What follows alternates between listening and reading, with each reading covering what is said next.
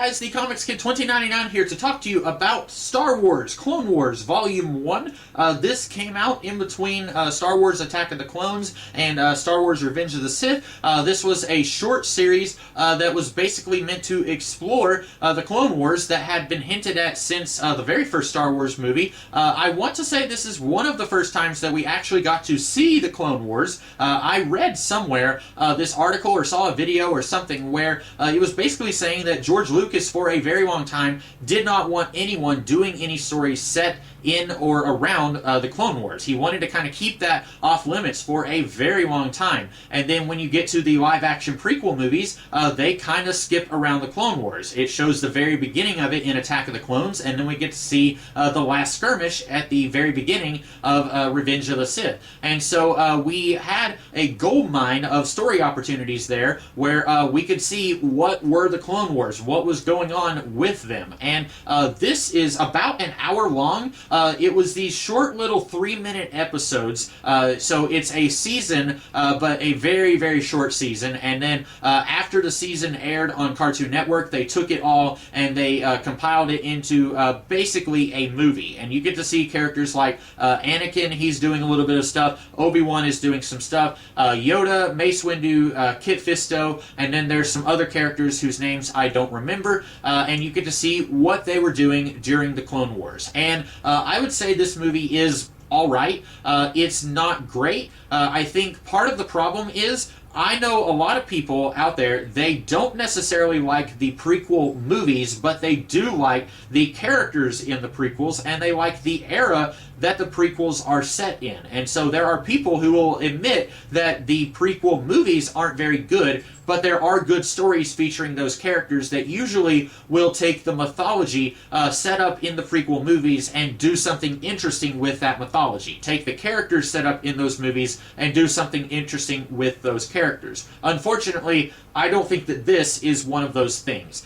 This is, hey, that's really cool, the movie. It's really cool to see Mace Windu tear through an army of robots using the Force, and there's these sandstorms that are happening while he's doing that. And Kit Fisto is underwater, and there are these giant sea serpents, and there's Mon Calamari there, and then he's using the Force to create these air bubbles to tear through these underwater ships, and all of that is really cool. Unfortunately, none of these characters actually have character. If you find someone like me who does not really like the prequel movies, and then you said, but there are some good stories set in the prequel era of Star Wars, and then you gave them this, I don't think that this is going to change their mind. There are some really cool fight scenes here, and I do like Genndy Tartakovsky's art style. Visually, I like a lot of what is going on here, but unfortunately, there is just nothing here as far as interesting characters or interesting story. It's just a whole lot of fight scenes.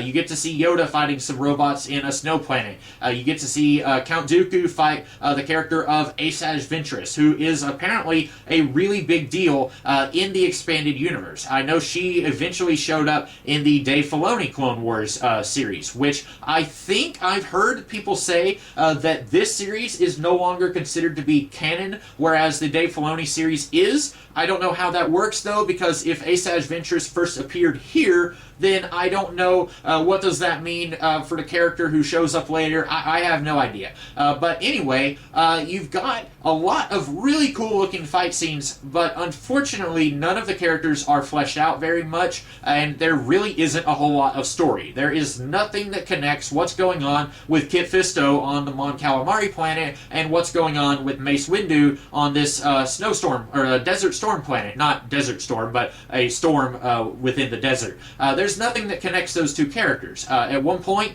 for some reason, Count Dooku wants these robots to destroy the place where you get Kyber crystals for your lightsabers, and I guess he wants to do that so that the Jedi will not be able to make more lightsabers, except the Jedi are still pretty dangerous even without their lightsabers. We've seen that in this movie, so I don't really know why Count Dooku wants that planet destroyed, but there's a whole lot of different subplots here, and so we don't really get a whole lot of chance to explore any of these characters. If someone making this had said, okay, the characters of Obi-Wan and Anakin, we haven't really gotten to explore those characters yet in Phantom Menace and Attack of the Clones. All we got to see them do in Attack of the Clones was kind of bicker at each other, and then Obi-Wan goes off and plays Clue for the Jedi Council, and Anakin is really weird and creepy with Padme. Now, let's actually explore those characters. We are told in New Hope that Obi-Wan and Anakin were friends, so let's actually show them being friends here. Let's actually get to see some of that friendship, and then we can see them doing some weird, crazy adventure during the Clone Wars. But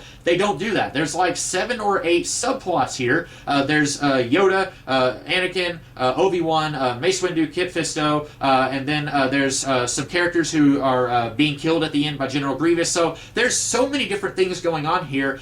We only get to see characters for like 3 minutes at a time. We don't really get to sit down and get to know any of these characters because in an hour there is so much going on. It's a whole lot of, hey, that was really cool, and not much else. And that's kind of what I've come to expect from Genndy Tartakovsky over the years. Now, if you are a fan of his work on Samurai Jack and some of the other things that he's been involved in, then you might really like this, because this is set during the Republic era that a lot of people really like when it comes to Star Wars, and it takes his very unique visual style and it applies it to that. Unfortunately, when I come to a story like this, I expect to see some kind of story and also characters in that story, and we didn't really get either of those things here.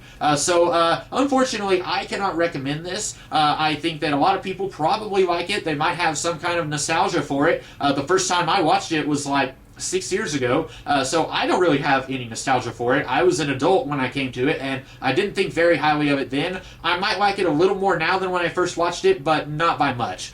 So those are my thoughts on Star Wars The Clone Wars Volume 1. I hope you guys liked this video, and if you did, I will see you guys in the future with some more videos. In the meantime, have a great rest of your day. Catch you later.